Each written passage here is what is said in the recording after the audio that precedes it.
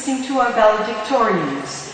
I call again to the stage Sarah Holtman and also Jason Peltz.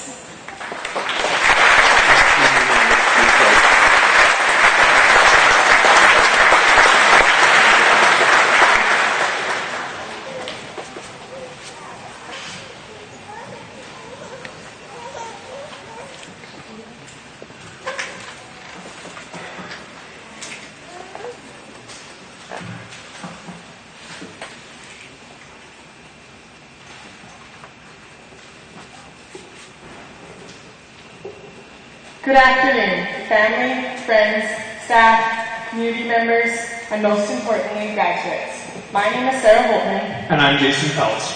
We are extremely honored to speak on behalf of our graduating class. We would like to take a moment to thank everyone for being here to celebrate this milestone called graduation. This graduation isn't only our milestone though. We share this celebration with all of you. I think we speak for all of the graduates when we say that without the love and support of our family and friends and guidance from our teachers and school staff, we would not be here today. When we started writing this, we wanted to avoid cliches and be original. We didn't want to sound like a feel-good high school movie with lines like, it's about the journey, not the destination. The hassle's worth the tassel. Focus on the light at the end of the tunnel. We were all confused, lost, and baby face great times at one point.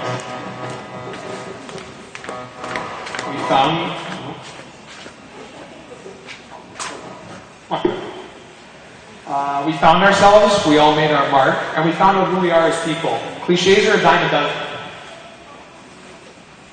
We'd hoped to avoid cliches, but the more we thought about it, the more true all of the cliches became. So many of these are true to what has become of the last 4 years of experiences and lessons at WCI. Aside from the parabolas, parts of a short story, and the phyla of Kingdom Animalia, we've learned a lot more in high school that didn't involve our studies. We learned the importance of communication in school. We all learned to communicate the hard way by failing to read instructions or failing to listen in class. It doesn't matter how many different ways the teacher has to explain it. They didn't write the question wrong. We misunderstood it. But really, we can pin the blame on them for putting the instructions at the top of the page where nobody ever looks. Why do you put instructions at the top of the page? Suggestion for future teachers, maybe put instructions after question 3. I seem to start there on all tests because somehow I was never prepared enough to answer questions 1 and 2. The grade 12 class single-handedly kept whiteout as a product in business because of our English classes. Jason, Ms. Stepanek told us we weren't supposed to use whiteout in English. Maybe if you would have listened a little more or read the instructions at the top of the page. Mom and Dad, please don't take that as a direct comment on my listening skills in school. We knew we wanted to talk about procrastination today. I'm not really a procrastinator, so Jason is going to take the reins on this one. Throughout high school, we've mastered the art of procrastination. For 2 years without gym, some of us left a year's worth of assignments until the last month of school. We studied for tests and exams the night before, doing assignments at lunch or during the class they're due in. I had a few more examples. I was still kind of working on it. It was on my to-do list. I got really busy. The NBA finals were on last Monday. I had to go to Pizza Hotline a couple times last week again, but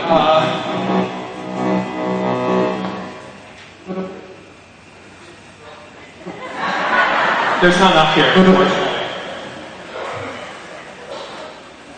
In hindsight, the pain and agony of cramming in 9 months of out gym into 4 weeks, studying a year's worth of material in a 24-hour period, and leaving this paragraph on my to-do list wasn't the best idea, and yet many of us still did this for the past 4 years. In the future, we will remember these joyous times and maybe not leave our work for the last minute, but I'm not going to promise anybody anything. Failures and mistakes were bound to happen in high school. Trust me, they did. Failing to remember a test, forgetting to do our homework, or wearing our hats in the hallways were a few of our mistakes. Some of our mistakes were a little more consequential, but with these failures came responsibility. The responsibility to own up to our mistakes and grow from them. All of us took on responsibilities, such as being a role model for others. We ourselves had pretty amazing role models going through high school, such as Ms. Crow, who showed us how to be kind through our actions, whether that be teaching home ec or tending to a basketball team. As we got older, we were told by the teachers, be role models for the younger ones. They're always watching. Teachers, for your sake, you better hope they didn't watch our every move, or you might have your hands full the next couple of years. Our teamwork skills shone as we destroyed the stack in this year's stack versus grade 12 broomball match. I've never seen more motivation and drive from any group of people ever. You'd be hard-pressed to find a more fiery group of students, whether it be track, scooter soccer, hockey, putting this arena together for grad, basketball, choosing grad songs, or human-sized Hungry Hungry Hippo. Seriously, I've never seen tempers flare as much as they did in a game of scooter soccer on the last day before Christmas break. If you would have walked into that gym, you would have thought scooter soccer had just become a professional sport, and there were $1 million bonuses on the line for the winners. But at the end of the day, somehow we managed to all walk away with no hard feelings. That's just who we are as a class. We have always been a competitive bunch. Much to the benefit of our coaches, that competitive streak led us to finding our place on different sports teams at WCI. From track to volleyball, hockey to basketball, lots of us found our niche and went to work, as Miss P would say, even on days when we had to be dragged out there. Our coaches always found a way to get the most out of us, physically and mentally. In all my years in school, I've never seen as much fear in an athlete's face as when the morning announcements included a note from Mr. Como and Mrs. Stewart saying, light, like P90X light for 40 minutes. Although Mr. Margette's never coached me, I can imagine the passion he fills his hockey players with on the ice. The guy plays floor hockey at lunch like it's Game 7 of the Cup final. Sports taught us how to be a team, how to work hard until the last quarter, how to show sportsmanship, and most important, how to be a wildcat. In the eternal words of Zac Efron, once a wildcat, always a wildcat. In high school, we discovered what we were passionate about. Whether that be sports, arts, chess, or being involved, we all found something we really enjoyed doing. We worked hard at these newfound passions, sometimes more than our schoolwork. We can't speak about passion without mentioning Mr. Furley. Mr. Furley has shown his passion to his students, which is almost all of the graduates and almost all of our parents. In the future, I ask you all to let your passions and talents guide you, like Mr. Furley has, creating a path you both enjoy and work hard at. My dad always asked me after I got home from school if I had learned anything new that day. The truth is, most days I said no out of sheer convenience. But looking back, seeing that I had learned so much more than I knew, I should have told him this.